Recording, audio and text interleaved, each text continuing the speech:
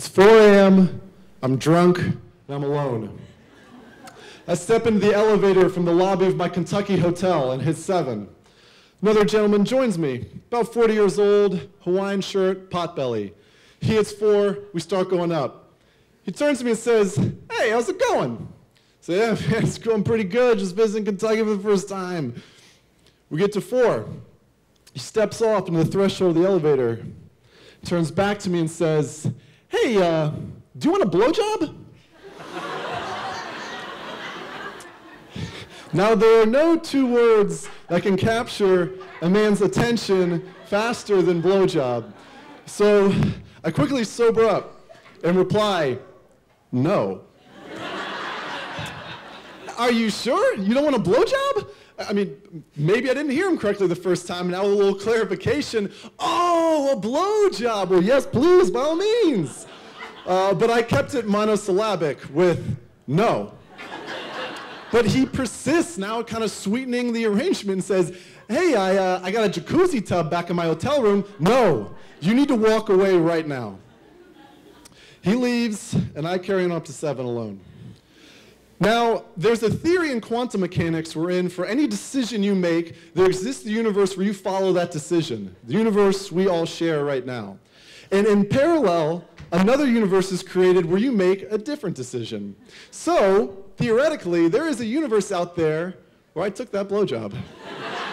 And another more hilarious universe where I held out until the jacuzzi tub offer.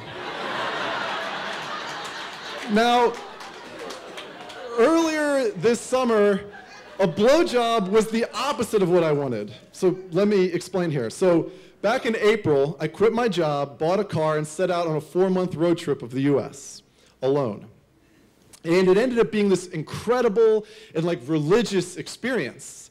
And sometimes it was just a scary experience. Like, have you ever been attacked by a bear before? Yeah, shit's fucking real, that guy knows. And sometimes it's a disappointing experience. Have you ever been to Ohio before? It is the worst. You're in DC now, so you know it's true. But sometimes the trip was just a lonely experience. But there's a solution to that. Women, right? Wrong.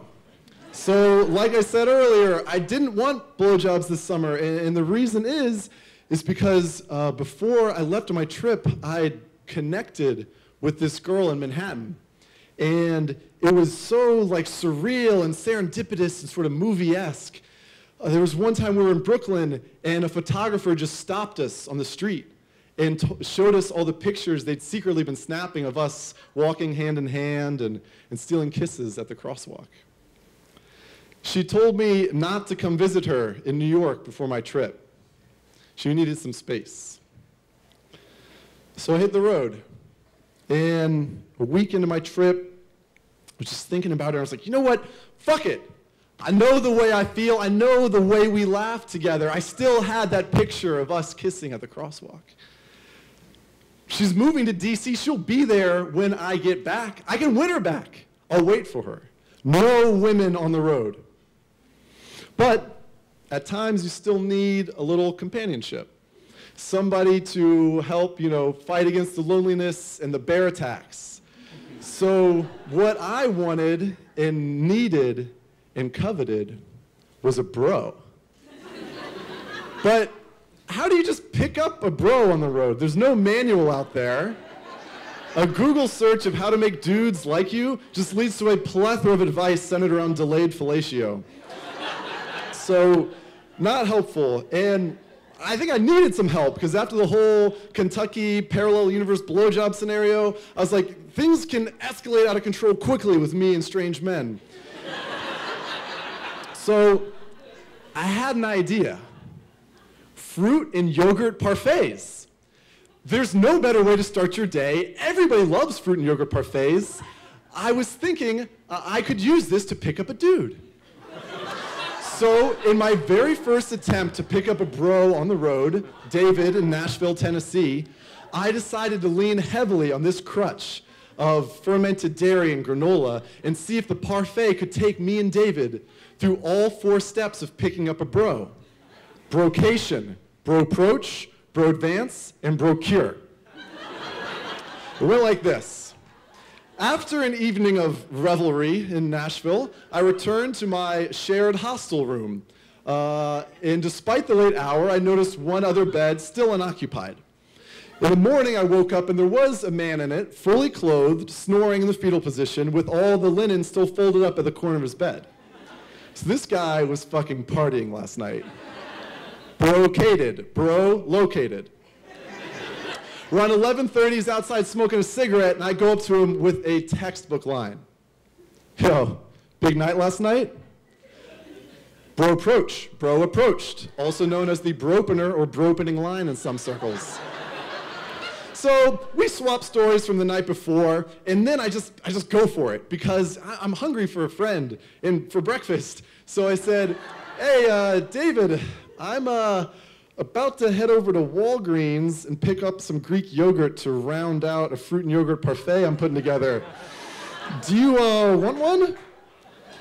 So tentative bro advance, advancing the bro situation.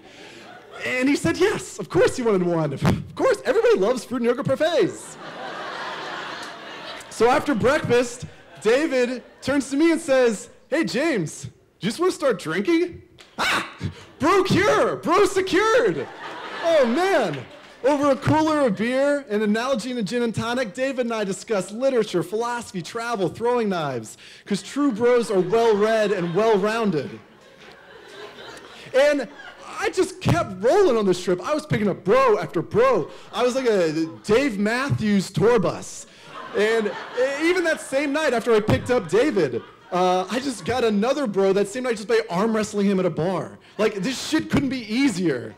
And let's see, there was David, D, Aaron, Guillaume, Felix, Adam, Locke, Levi, on and on and on. The list of bros I picked up was nearly as long as the road I was traveling.